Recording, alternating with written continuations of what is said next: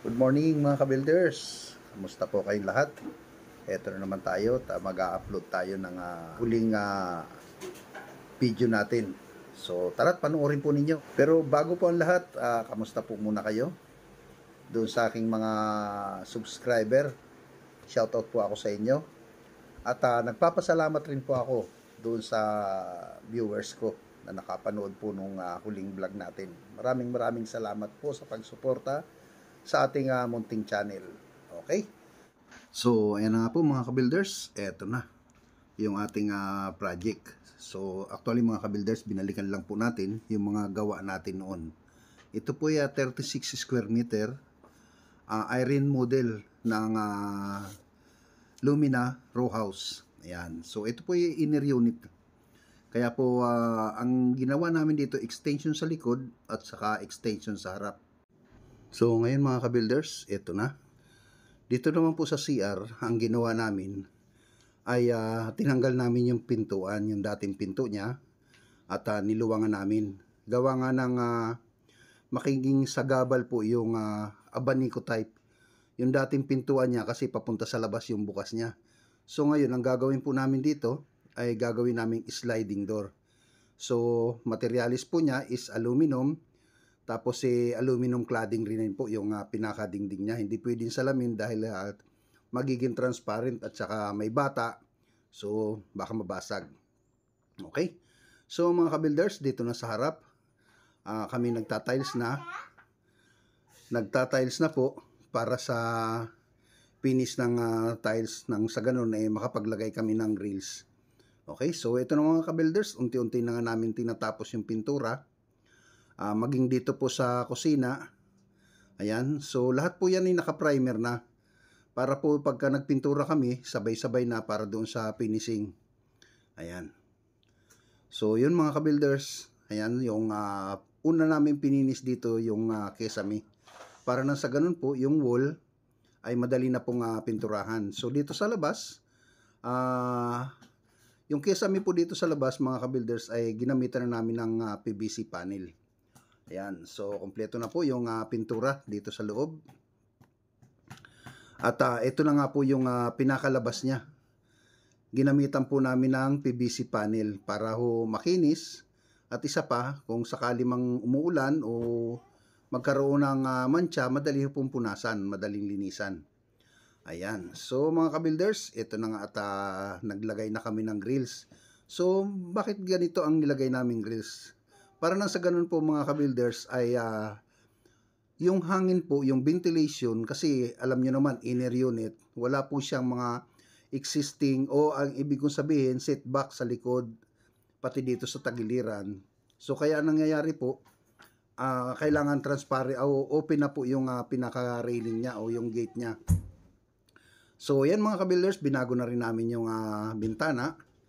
Ginawa pong namin brown. Para na sa ganun po, parang double mirror siya.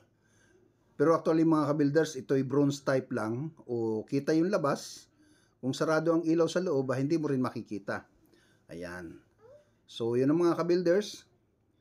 At okay na yung pintura dito sa loob. So mga ka-builders, ang ginagawa na lang namin ay nagpipinis na kami ng cabinet. Ayan. So inaayos na rin ang cabinet at pintura niya. Ayan, so kung makikita po nyo mga ka-builders, bakit ako mayroong cube light dito? Actually mga ka-builders, design lang po yan. So, dahil nga po sa, ang sabi ng may-ari, pauupahan lang niya. Ang problema ay naigawa na po namin yan bago namin bago nasabi sa amin na pauupahan. Yun. So, yun mga ka-builders, ito. Ito po actually mga ka-builders, ito ay 36 square meter. So, napakaliit lang kumpara doon sa mga talagang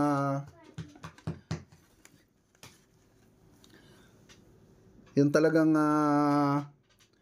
unit kapag corner lot o sa labas. Palibasa, ito ay row house lang mga ka-builders. So, ayan na nga po mga ka-builders. Ito mayroon ng aluminum sliding door at saka yung cabinet niya ay okay na rin. Ayan. So, ito sa mga susunod na araw, kami na po na maglilinis-linis na dahil nga po sa gusto nang lumipat nung titira dito. Ayan. So, ayan at inaapuran na rin namin lahat ito. Ayun. Dahil nga po sa gusto ng may-ari matapos na. Dahil mga ka-builders, matagal na po ito nga na nakatimbuang o ang ibig sabihin na tenga. Ayan, matagal na rin na tenga kaya yun. Ngayon lang natuloy. Okay? So ayan mga ka-builders, at ipapakita ko na po sa inyo yung finish renovation house improvement po. So interior house improvement ng inner unit ng Irene model. Ayan. So ayan ang mga ka-builders. At pasok na po tayo sa loob para makita nyo po. Dito sa labas po makikita nyo, ayan, yung kaluwangan niya is halos 1.5 lang po yan ang extension niya. So ayan yung PVC panel na Kesame, malinis na malinis. So ang motif po ng kulay halos nag-iisa lang, napupunta lang po doon sa brown, orange.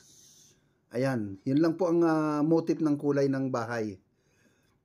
Tapos sinilagyan lang po natin yung flooring niya at saka yung cabinet ni halos combination o nagkakaroon na rin siya ng accent dahil parehong gray. Ayan. So yan mga ka-builders, ayan, pagpasok po ninyo nakita niyo naman po yung kaluwangan niya na maximize po natin yung space.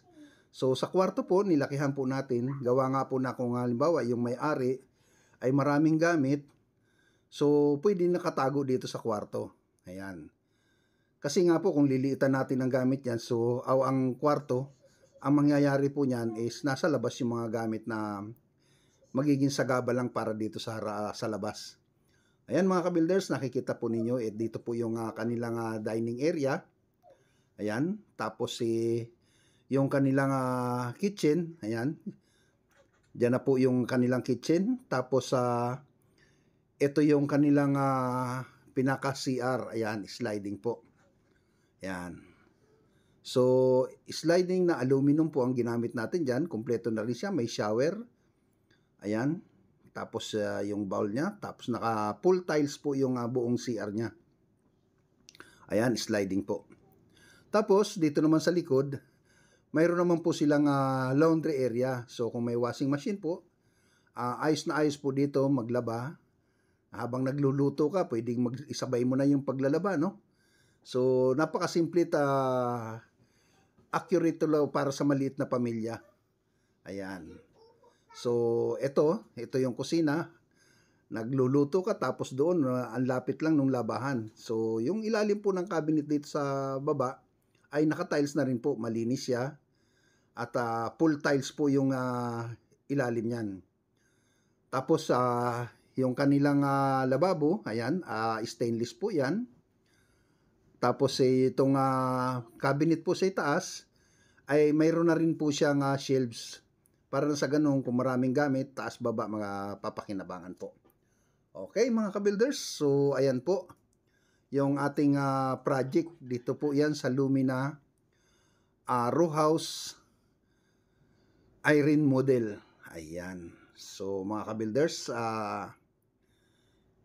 alam kong doon po sa mga nagtatanong kung magkano ang inubos po nito.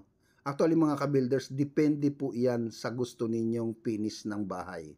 Napakasimple lang po at napakadali lang po niyan estimatein. Kung halimbawa, simplihan lang, ang 400,000 po ay napakaganda na po sa magiging finish ng bahay nyo kapag inner unit na row house po. Okay mga ka-builders, so hanggang sa susunod po, kita-kita po ulit tayo sa ating susunod na vlog. Thank you!